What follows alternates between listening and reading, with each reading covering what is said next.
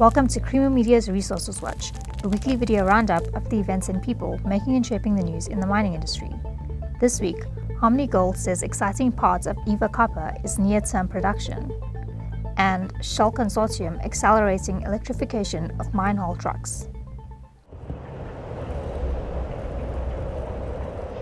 The exciting part of the Eva Copper project is the near-term production prospect that it brings with it. I think the important thing to understand is that this Australian asset is permitted. Wafi-Golpu is not permitted.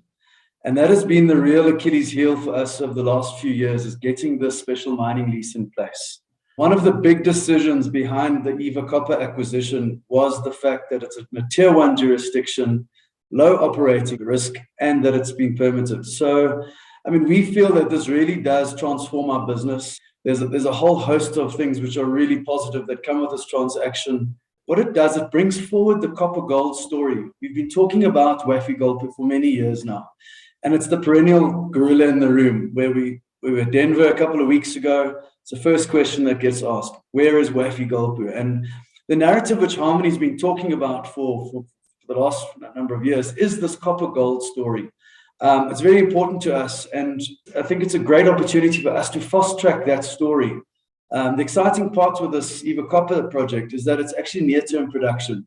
The project itself is a quick build, that it's permitted. We understand the risks, we understand what needs to happen, and it's 100% owned and operated. We're fully in control of this project. So it's really brought forward this copper story.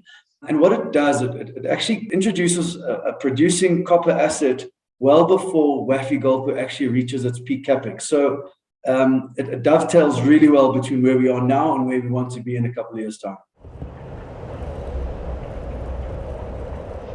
Transitioning oil, gas, fuels and lubricants company Shell has established a 9-member consortium to create electrification solutions for mining sites. The electrification offers a shift away from reliance on diesel. Shell set itself the target to become a net zero emissions energy company by 2050. And in this target, we don't just include scope 1 and 2 emissions, but also scope 3, so the emissions that our customers emit by using our products. And scope 3 makes up more than 90% of Shell's emissions.